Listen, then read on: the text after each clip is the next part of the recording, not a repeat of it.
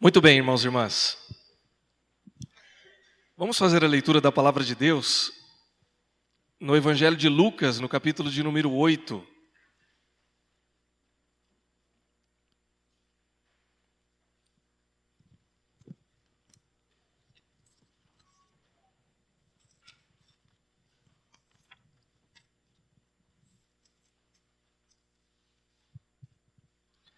Lucas 8, nós faremos a leitura dos versículos 43 ao 48.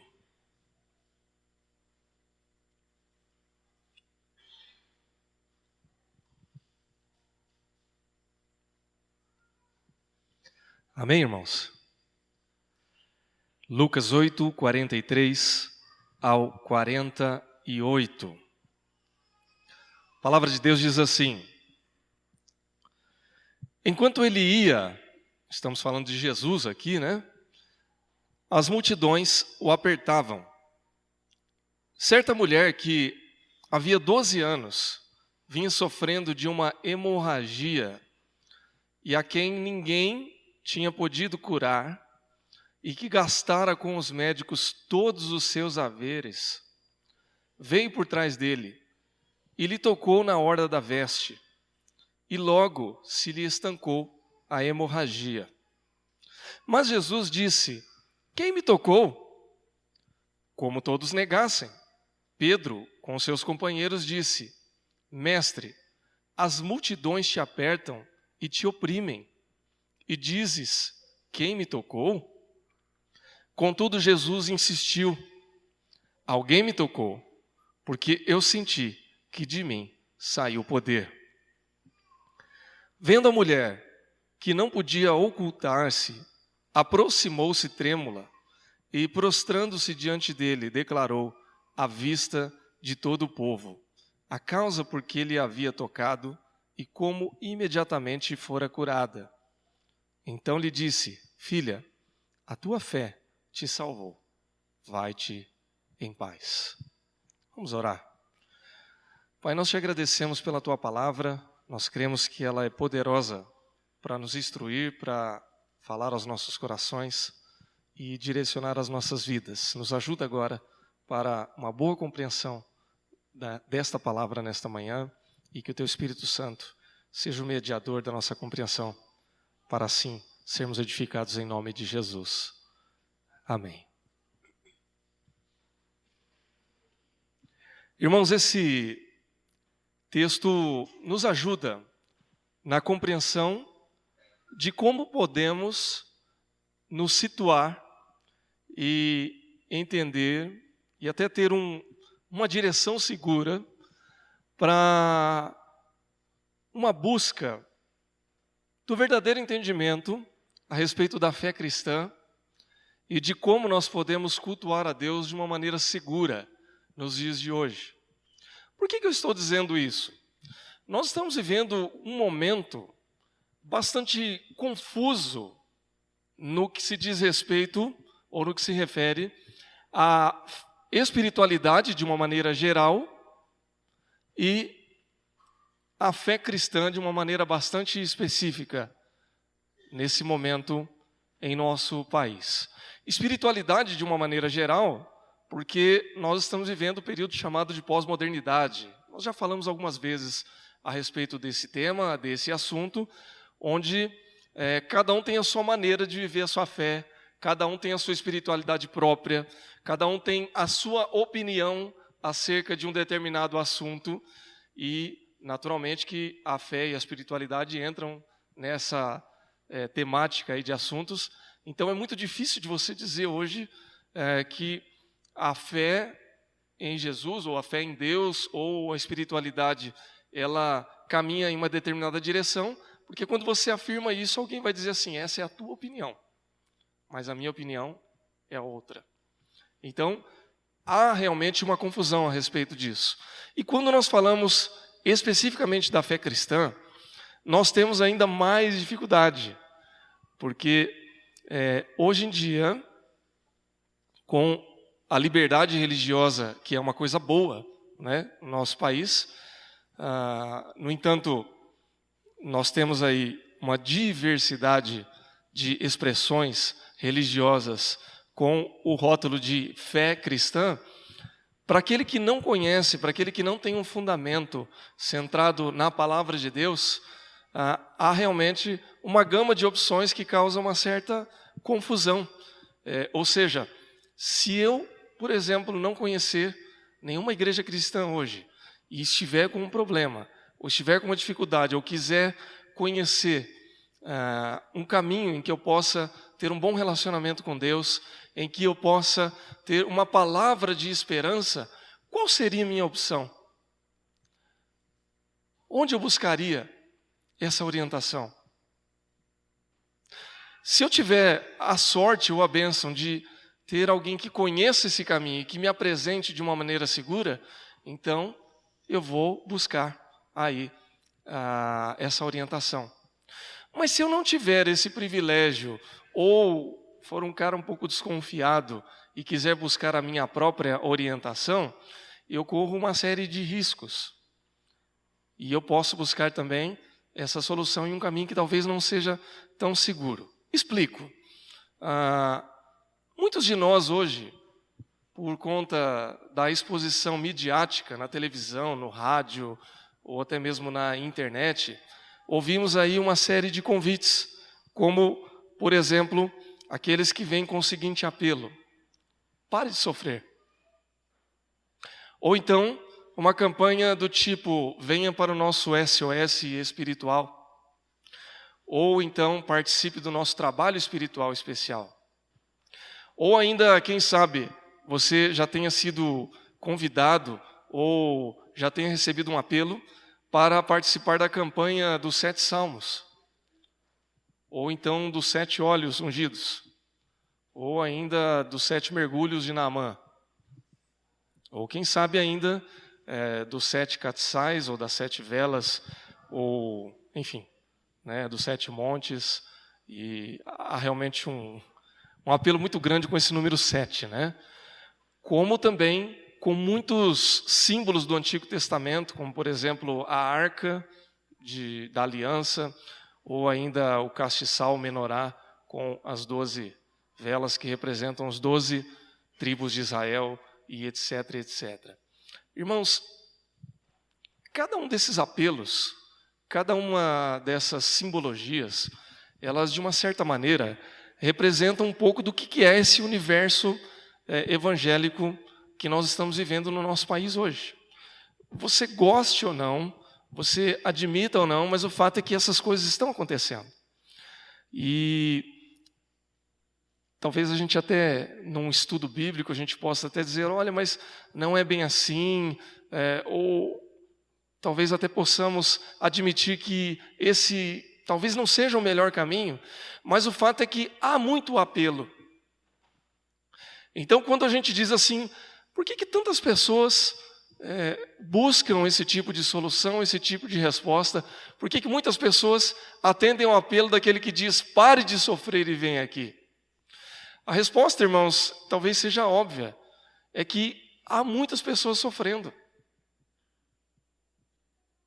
E quando você conversa com alguém que está sofrendo, é difícil de você mediar, ou talvez até de mensurar e medir a dor e o sofrimento que ela está passando. E quando você chega para alguém e diz para ela: olha, você está sofrendo, eu tenho resposta para o seu sofrimento, por mais que essa resposta a princípio seja um pouco estranha ou pareça até ser absurda, mas mexe com aquilo que é mais doloroso na pessoa, que é o seu próprio sofrimento. Então, é um momento bastante confuso, é um momento em que muitas pessoas se deixam levar por esse tipo de apelo ou de proposta, mas é compreensível que, em certa medida, esse apelo atinja e leve muitas pessoas a buscar a solução dos seus problemas nestas coisas. No entanto, essas coisas não querem dizer, propriamente, que porque alguém sofre, aquela seja a resposta adequada para trazer solução para o seu sofrimento. Está claro isso, irmãos? Então, para que a gente entenda como que nós podemos caminhar e mesmo oferecer uma resposta para aqueles que sofrem, é necessário que, mais uma vez, a gente volte os nossos olhos para a palavra de Deus, e o texto nessa manhã nos ajuda para com essa reflexão. O texto mostra Jesus caminhando na multidão, e em um outro momento nós até tivemos essa reflexão aqui, quando nós falamos sobre o milagre de Jesus com a cura da filha de Jairo. E quando Jesus está andando, ele, antes de responder ao apelo de Jairo, ele é prensado por uma multidão que o cercava, e então uma mulher que havia 12 anos sofria de uma enfermidade, de uma hemorragia, ela toca na orla das vestes de Jesus e imediatamente ela é curada. E Jesus, de uma maneira sobrenatural, ele diz assim: escuta, alguém me tocou. E os discípulos olham para ele e ironicamente dizem: Senhor, como é que o Senhor vai dizer que alguém o tocou? O Senhor está sendo espremido pelas multidões, todo mundo está te tocando. E ele diz: não, alguém me tocou de uma maneira diferente, porque eu senti que de mim saiu poder. Ou, de acordo com a sua tradução, de mim saiu virtude. E a cena é realmente curiosa. Vocês imaginam, né, o que é ser apertado por uma multidão? Quem pega metrô ou ônibus cedinho, de manhã, já tem uma ideia de como é que era, né, a cena ali de Jesus, logo cedo, né? Aquele ônibus, aquele trem, aquele metrô lotado, que a gente dá aquela empurrada e a porta fecha e a gente está no meio do caminho. E esses dias, irmãos, eu fui dar uma de apressado, né? E peguei o metrô ali na estação Consolação, e aquela porta veio e deu aquela prensada no meu braço. Quando eu consegui sair do braço, quase que arranca a minha orelha, que não é pequena, né? E aí eu falei assim, beleza, né? Por que eu não esperei o próximo? Mas é que o próximo ia estar cheio também, né? Então, cheio por cheio, a gente tenta pegar aquele primeiro. Irmão, você imagina se naquele aperto todo alguém diz assim: alguém me tocou. Né? Muitas pessoas estão tocando a gente, né? Então eu fico imaginando, né, a situação de Jesus ali, com muitas pessoas o pressionando, querendo uma palavra de Jesus, querendo conhecer Jesus, querendo tocar em Jesus. E aquela mulher, no meio daquela multidão toda, ela faz um esforço e toca nas vestes de Jesus. Imediatamente ela é curada, e toda aquela situação ela começa a tomar corpo, e algumas coisas começam a acontecer ali.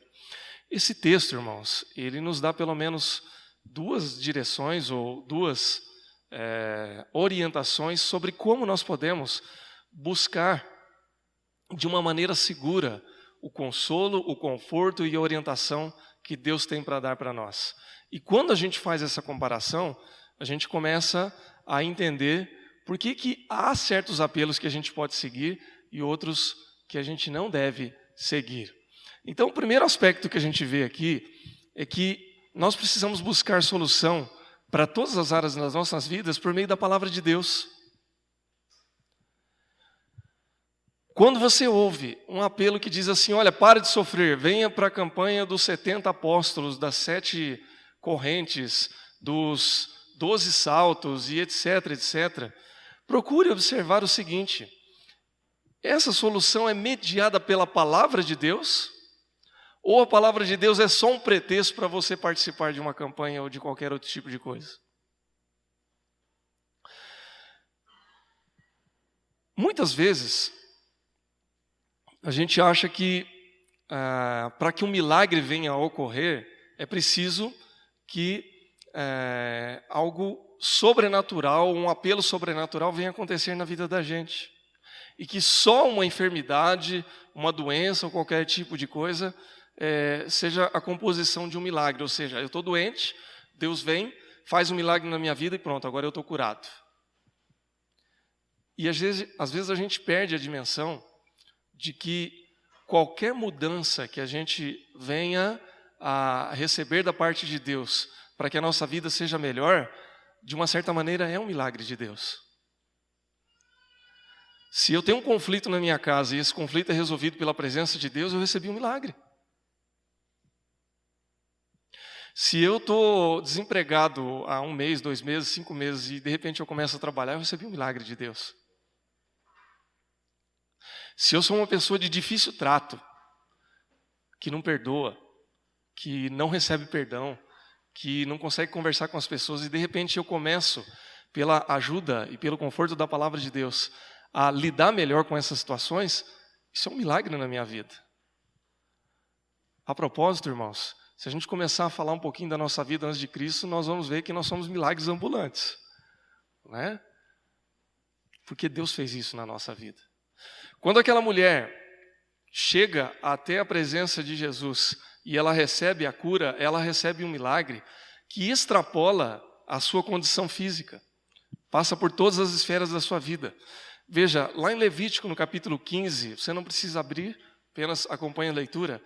Levítico 15, do 25 ao 27, diz assim: também a mulher, quando tiver o fluxo do seu sangue por muitos dias fora do tempo da sua separação, ou quando tiver fluxo de sangue por mais tempo do que sua separação nos dias do fluxo da sua imundícia, será imunda como nos dias da sua separação. Estou falando isso aqui, depois eu vou explicar. Toda cama sobre o que se deitar sobre os dias do seu fluxo ser-lhe-á como cama da sua separação, e toda coisa sobre que se assentar será imunda, conforme a imundícia da sua separação.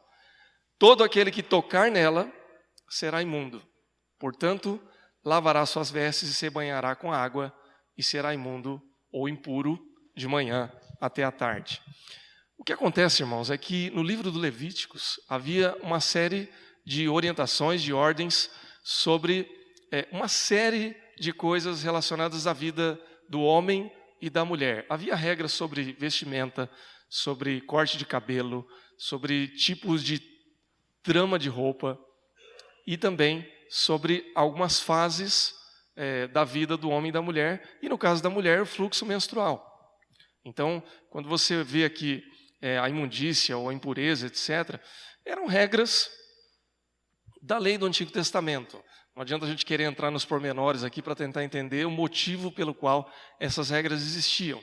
Mas o fato é que essas regras ainda perduravam nos tempos de Jesus. E essa mulher, ela tinha algum tipo de enfermidade que na Bíblia se chama fluxo de sangue, e essa mulher tinha uma hemorragia contínua há 12 anos. E o texto diz que ela já tinha gasto todo tipo de recurso para tentar solucionar o seu problema. Já tinha gasto com médico, já tinha passado por todo tipo de... Alguém chegava para ela e dizia assim, toma esse chá que é bom. Ela tomava. Olha, vai se banhar no rio que talvez você melhore. E ela se banhava no rio.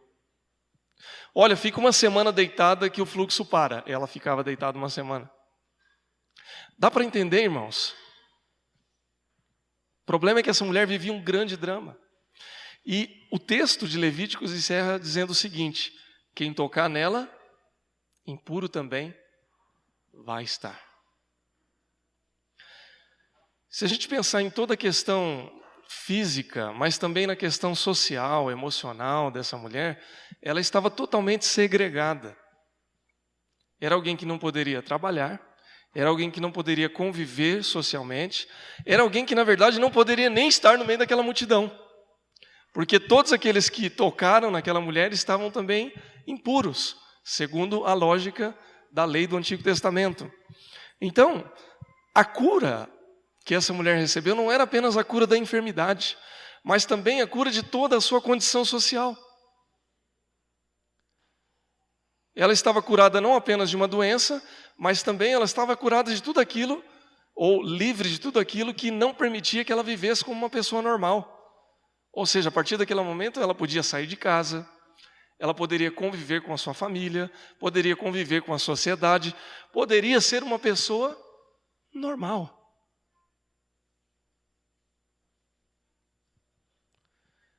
Por isso que quando a gente fala do milagre de Jesus aqui, nós precisamos entender que o milagre ele acontece a cada dia na nossa vida. Porque quando Jesus entra na nossa vida, não é apenas a situação física, que também é importante, mas também todas as esferas da nossa vida. Ou seja, Jesus restaura a nossa saúde, mas Ele também restaura a nossa casa, restaura o nosso casamento, restaura o nosso lar, restaura a nossa condição como seres humanos. E isso é uma grande bênção de Deus. Agora, essa restauração, eu insisto, irmãos, ela se dá por meio da palavra de Deus, que venha até nós e transforma a nossa vida. Como que isso acontece? E como que a gente encontra isso no nosso texto? O texto diz que aquela mulher, ela toca na orla das vestes de Jesus. E há todo um significado em tocar na orla das vestes. Para que a gente entenda isso, é preciso que a gente vá em outro texto do Antigo Testamento, lá em Números, no capítulo 15, do 38 ao 40, você não precisa abrir também se não quiser, ele diz assim: fala aos filhos de Israel e dize-lhes que nas bordas das suas vestes façam franjas pelas suas gerações, e nas franjas das bordas põe um cordão azul, e as franjas vos serão para que, vendo-as, vos lembreis de todos os mandamentos do Senhor e os cumprais. Não seguirei o vosso coração e nem após os vossos olhos, pelos quais andais vos prostituindo, para que vos lembreis de todos os meus mandamentos e os cumprais, e santos sejais a vosso Deus. Zacarias, no capítulo 8, 23, diz assim ainda: naquele dia sucederá que pegarão 10 homens de todas as línguas e nações, pegarão sim na orla do vestido de um judeu, dizendo: iremos convosco porque temos ouvido que Deus está convosco. Ou seja, irmãos e irmãs, a veste de um mestre judeu, como era Jesus, ela continha alguns símbolos que ficavam ali nas franjas ou na orla da sua vestimenta. E esses símbolos, que há um nome, né, que é o tzitzit, não é um nome comum para a gente, mas é um nome hebraico, ele significava ou trazia a lembrança a voz, o mandamento, ou os mandamentos de Deus, ou seja, a palavra de Deus. Então, quando aquela mulher toca na orla das vestes de Jesus, ela está tocando exatamente na parte da vestimenta de Jesus que simboliza a palavra de Deus, que simboliza os mandamentos de Deus, ou seja, aquilo que representa a palavra de Deus é aquilo que transforma a vida daquela mulher, é aquilo que traz cura para aquela mulher. Irmãos, 2 Timóteo 3, 16 e 17 diz assim: toda a Escritura é inspirada por Deus, é útil para o ensinamento, para a repreensão, para a correção, para a educação na justiça, a fim de que o homem de Deus seja perfeito e perfeitamente habilitado para toda boa obra. Quando nós temos alguma dificuldade, quando nós temos alguma dúvida, quando nós queremos conhecer a Deus verdadeiramente, nós precisamos buscá-lo na palavra de Deus. Se você quiser transformação para a sua vida, busque a palavra de Deus. Se você quiser compreender melhor o Deus que você crê, ou o Deus que você está ouvindo ser pregado aqui nesta manhã, pregado não no sentido de cruz, mas no sentido de proclamação da palavra de Deus, procure o seu significado na Bíblia, que é a palavra de Deus. Irmãos, há muita gente que está sendo enganada, que está sendo ludibriada com o rótulo de igreja, porque não está conhecendo a palavra de Deus. É a própria Bíblia que diz para nós: errais porque não conhecem as Escrituras e nem o seu poder. Quando nós conhecemos a palavra de Deus, meus irmãos e irmãs, nós não somos enganados. Quando nós conhecemos a palavra de Deus, nós conhecemos o poder de Jesus que opera nas nossas vidas. Se há muita confusão ainda hoje a respeito de igreja, a respeito de denominação, a respeito de prática bíblica, é porque não se tem mais ainda, nos dias de hoje, o peso e o valor que deveria ter a palavra de Deus. Pois quem conhece a Bíblia, quem conhece a palavra de Deus, não é enganado. Irmãos, nós não estamos aqui nessa manhã julgando ninguém. Não é esse o nosso propósito. E nós nem temos o direito de fazer isso. Mas nós temos sim a obrigação e a responsabilidade de pregar aquilo que Deus nos chamou para pregar. A salvação por meio da palavra de Deus. E a palavra de Deus continua sendo orientação segura para a sua vida, meu irmão, minha irmã. Pode ser que você esteja sofrendo. Pode ser que o apelo pare de sofrer bata diretamente no seu peito, na sua mente, no seu coração, porque sofrimento todos nós temos. Quem não tem problema? Quem não tem dificuldade? Quem de nós não passa por lutas? Mas aí, eu te digo, meu irmão, minha irmã, busque a solução na palavra de Deus. Nós temos vários exemplos bíblicos que nos dão essa segurança. Se você está passando por tentação, 1 Coríntios 10:3 diz assim: não vos sobreveio tentação que não fosse humana, mas Deus é fiel e não permitirá que sejais tentados além das vossas forças. Pelo contrário, juntamente com a tentação, vos proverá livramento, de sorte que as possais suportar. Você está desmotivado na vida? João 16:33 diz assim: não tereis aflições, ou melhor, no mundo tereis aflições, mas tende bom ânimo, porque eu venci o mundo. Ele nos dá segurança. A palavra de Deus é orientação segura para que a gente viva uma vida santa e normal. Com as nossas dores, com as nossas alegrias, com as nossas lutas, com as tentações, enfim. Deus te dá segurança por meio da palavra de Deus. Amém, irmãos? Em segundo e último lugar, esse texto nos ensina a buscar solução por meio do Filho de Deus. É interessante porque,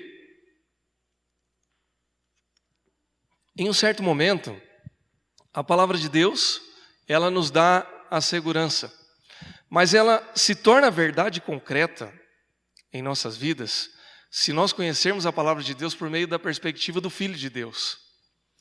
Veja, Jesus não era o único judeu a usar vestimentas daquele tipo e nem a usar vestimentas com orlas, com vestes, com uma série de símbolos que poderiam levar ao entendimento da palavra de Deus. Assim, como nos dias de hoje, não é só a igreja presbiteriana do Ipiranga, ou a igreja batista do Ipiranga, ou a igreja central de São Paulo, que usa a palavra de Deus, que usa a Bíblia como um moto para que a gente... um moto não, irmãos, perdão. Como instrução para que a gente conheça a verdade e para que a conheça a Jesus. Há igrejas que usam a Bíblia como o texto de orientação. Há lugares também que usam a Bíblia como pretexto para suas práticas. E isso é um fato. E a gente precisa falar a verdade a respeito dessas coisas também. Hoje qualquer pessoa pode pegar a Bíblia, e há liberdade para isso no nosso país, para que você diga qualquer bobagem usando a Bíblia como pretexto. Essa semana, por exemplo, eu recebi uma mensagem em que alguém oferecia a sua igreja e dizia assim: passo esse ponto por R$80 mil, já tenho 300 membros aqui dentro. Passa-se o ponto com 300 membros, vendo por R$80 mil a minha igreja. Assim, como se isso fosse uma coisa tranquila e comum. O que a gente vai dizer, irmãos? Não há muito o que dizer, não é? Apenas que me parece, e eu posso estar equivocado, mas sinto que não estou, de que essa não é uma prática muito bíblica, ou nem um pouco bíblica. Mas é possível que você encontre Bíblia ali dentro. Qual a diferença? A diferença, irmãos, está em como essa Bíblia ou essa palavra de Deus está sendo apresentada. Se ela reflete a presença de Jesus, o Filho de Deus, então é possível que você encontre segurança ali. Mas se ela não reflete a presença de Jesus, se o Cristo crucificado não está sendo pregado ali, então é possível que essa palavra de Deus ela esteja sendo usada apenas como um pretexto. Como é que a gente enxerga isso na prática? Veja, havia muitos líderes de Israel naquele tempo. Muitas pessoas que falavam da lei. Por que de tantas e tantas pessoas, Jesus era diferente dos demais? Por que essa mulher que estava sofrendo há 12 anos de uma enfermidade grave, não encontrou a solução dos seus problemas em outros lugares? E por que é que no momento em que ela toca em Jesus, ela recebe a cura e imediatamente Jesus reconhece que alguma coisa diferente havia acontecido ali, mesmo no meio de uma grande multidão? A diferença, irmãos, está na presença do próprio Jesus.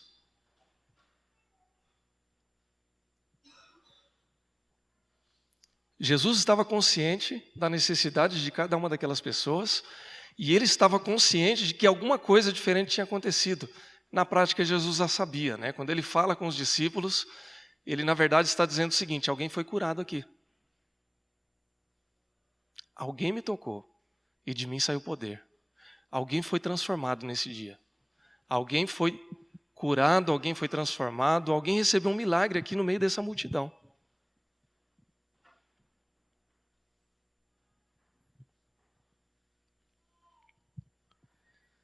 Quando nós ouvimos a palavra de Deus, e quando essa palavra de Deus é mediada pela ótica do Senhor Jesus, a gente é transformado, irmãos. Há diferença. É por isso que você pode ouvir muitas vezes de uma campanha A, de um apelo B, que usa às vezes um texto bíblico como pretexto, e você vai ver tudo aquilo e você talvez não encontre ali a presença de Jesus. Veja, mais uma vez, não queremos julgar, não temos poder nem direito para isso, mas a gente tem a responsabilidade de alertar os irmãos.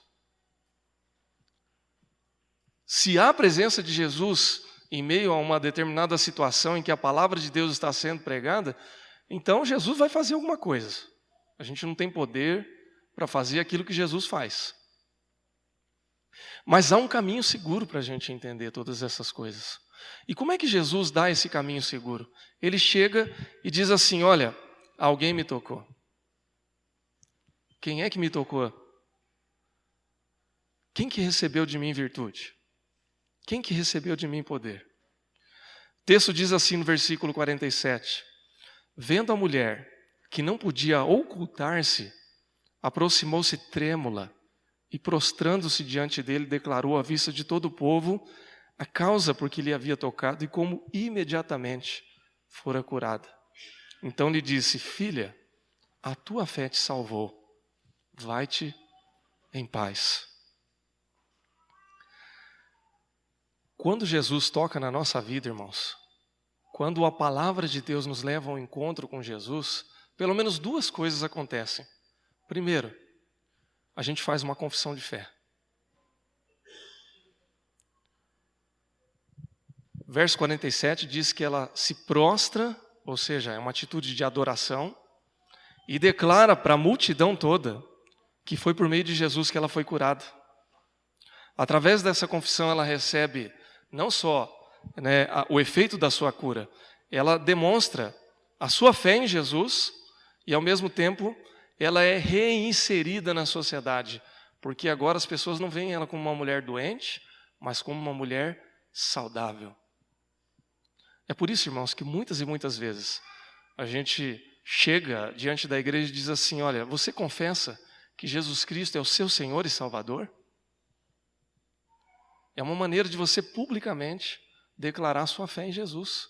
É por isso que quando a gente tem cultos de batismo e profissão de fé, a gente faz com que a pessoa declare a sua fé.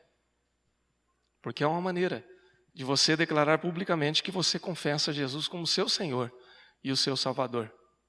E ao mesmo tempo, mostra também que a salvação é assim manifesta. Quando ela declara publicamente que Jesus a transformou e curou, então Jesus chega para ela e diz: vai, filha, a tua fé te salvou. Você é salva, porque você crê em Jesus. Está claro isso, irmãos? Eu posso sair daqui nessa manhã e declarar publicamente que eu sou salvo. E alguém pode dizer assim para mim: você é um arrogante. Porque você é pecador, como que você pode dizer que você é salvo? Eu posso dizer que eu sou salvo não é por causa do meu pecado, porque eu não mereço a salvação. Mas Jesus me salvou, porque eu creio nele como meu Salvador. E não é pela minha obra, mas pela obra do próprio Jesus, que morreu pelos meus pecados e ressuscitou para comprovar e para declarar que cada um de nós que cremos nele somos salvos. Amém? Portanto, meus irmãos e irmãs, qual o caminho seguro para que nessa confusão toda de fé religiosa, de fé cristã, de campanhas, de apelos, em meio a toda essa confusão, como que a gente pode ter segurança? Em primeiro lugar, buscando orientação na palavra de Deus. Ela, né, é nossa orientação segura. E em segundo lugar, e não menos importante, que essa palavra proclame a fé e a salvação no Senhor Jesus Cristo. Não é a igreja, não é o pastor, não é a denominação que vai nos salvar. Não é a campanha da oração forte que vai transformar a nossa vida, mas a fé que nós declaramos no nosso Senhor Jesus. Ele é a nossa salvação. Ele é a nossa segurança. Ele é aquele pelo qual nós podemos confiar. E ele está revelado na palavra de Deus. A nossa regra de fé e prática. Amém? Coloque-se em pé, eu quero orar pela sua vida em nome de Jesus.